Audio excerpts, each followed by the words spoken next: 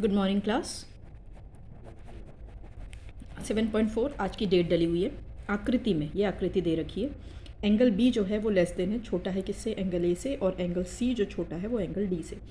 आपको दिखाना है कि ए डी छोटा है बी सी से। ओके, आप दिया गया क्या है वो लिखेंगे। सिद्ध क्या करना है, दिया गया ये है, ये वाली लाइन सिद्ध करना है ये। मैंने उपपत्ति से स्टार्ट किया। यहाँ पर इन ट्राइंगल ए ओ बी देखिए, हमें गिवन है एंगल बी एंगल ए से छोटा है। क्यों है छोटा है? तो एंगल ए के सामने वाली भुजा क्या है, सॉरी एंगल बी जो है, गलती से निकल गया, एंगल बी छोटा है एंगल ए से। एंगल बी छोटा है एंगल ए से, तो बी के सामने वाली भुजा क्या है, ए ओ, और ए के सामने वाली भुजा क्या है, बी ओ। इसका रीज़न ये होता है कि बड़े कोण की सम्मुख भुजा बड़ी होती है। ठीक है, मेरे मुंह से गलती से निकल गया था। पहले आप ये ध्यान रखिए, एंगल बी छोटा है एंगल ए से। यहाँ आप या ये लिख लीजिएगा, दिया है। ठीक है ना, ये हो गया, बड़े कोण की सम्मुख भुजा बड़ी होती है। ठीक है ना। अब एंगल सी ओ डी में, एंगल सी जो है वो छोटा है एंगल डी से। एंगल सी छोटा है एंगल डी से, तो सी के सामने भुजा क्या है, सम्मुख ओ डी, और डी के सम्मुख भुजा क्या है, डी है, इसके सम्मुख भुजा है ओ सी। ठीक है, इसे 2 लिख दिया। ये डबल डैश का मतलब है आपको ये रीज़न यहाँ रिपीट करना है। ओके, अब हम क्या करेंगे, 1 और 2 को ऐड करेंगे। जब हम 1 2 को ऐड करेंगे तो मैंने इनको दोनों को दोबारा लिखा है और ऐड किया है, तो ए ओ प्लस ओ डी, ए ओ और ओ डी कितना होता है, ए डी, और बी ओ और ओ सी कितना होता है, बी सी।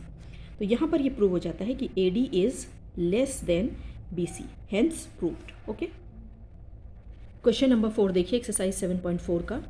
ये आपको फिगर दे रखा है, ए बी और सी डी, ए बी और सी डी क्रमशः एक चतुर्भुज यानी 4 sided figure A B C D है कि सबसे छोटी और सबसे लंबी भुजाएं हैं। ए बी सबसे छोटी एंड सी डी सबसे बड़ी भुजा है।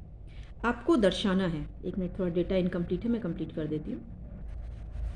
Angle A greater than angle C है और angle B greater than angle D, ये दो कंडीशंस आपको प्रूव करनी है। पहले आप ये वाली फिगर देख लीजिए, इसमें आपने ए और सी को मिलाया है। अब हमारे पास दो त्रिभुज हो गए, ए B C.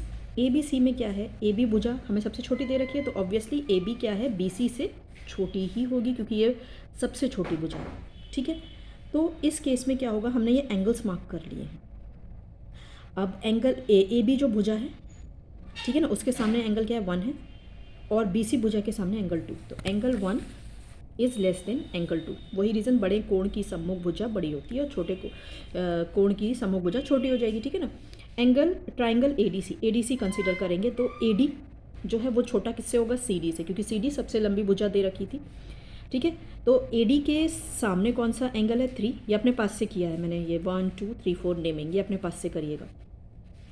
A D angle 3 हो गया, के सामने वाली भुजा एंगल ए डी भुजा के सामने वाला जो कोण है वो एंगल 3 होगा, और सी डी भुजा के सामने वाला कोण एंगल 4 होगा। ये रीज़न आप यहाँ दोबारा लिखेंगे। आप इनको दोनों को, फर्स्ट और सेकंड को आप जोड़ेंगे। आपने ऐड किया, दोनों को मैंने दोबारा लिखा, एंगल 1 और 3। आप देखिए, एंगल 1 और एंगल 3 को जोड़ने पे आपको एंगल सी मिल जाएगा, और एंगल 2 और एंगल 4 को जोड़ने पे आपको एंगल ए मिल जाएगा। तो एंगल ए क्या हो गया, बड़ा हो गया एंगल सी से, sorry angle C is less than, ये लेस देन है एंगल ए, और फिर मैंने एंगल ए को यहाँ लिख दिया, ये साइन मुझसे गलत बन गया। एंगल ए की तरफ खुला हुआ मुँह है ना, तो यहाँ पर आप फेस ओपन कर दीजिए कि एंगल ए बड़ा है। इसको सिर्फ मैंने पलट के लिखा है ताकि ये ऐसा, एंगल ए पहले, ठीक है ना, बाद में था तो यहाँ मैंने पहले लिख दिया, लेकिन एंगल ए की तरफ फेस कौन सा, ओपन फेस है, तो यहाँ भी ओपन फेस आएगा। ओके, ये लिखने में मिस्टेक हो गई थी। अब सेकेंड पार्ट को प्रूव करने के लिए, अब इसमें हम क्या करेंगे, बी डी को ज्वाइन करेंगे। हमने ज्वाइन कर लिया। अब इन ट्राइंगल ए बी डी, इसमें ए डी क्या है, बड़ी है, ए डी भुजा जो है वो बड़ी है किससे, ए बी से। ठीक है, क्योंकि ए बी सबसे छोटी भुजा है, तो ए डी के सामने वाला कोण क्या है, एंगल 5, और ए बी के सामने वाला कोण क्या है, एंगल 6। तो एंगल 5 ग्रेटर देन एंगल 6, ये हो गई इक्वेशन 3। रीज़न वही, बड़े कोण की सम्मुख भुजा बड़ी होती है। अब इन ट्राइंगल बी सी डी में फिर से हम क्या लेंगे कि सी डी हमें पता है सबसे बड़ी भुजा है, तो सी डी किससे बड़ी हो जाएगी, बी सी से हो जाएगी। अब सी डी के सम्मुख कोण क्या है, 7, और बी सी के सममुख कोण जो है वो 8 है। ये हो गया, ये हो गई इक्वेशन 4।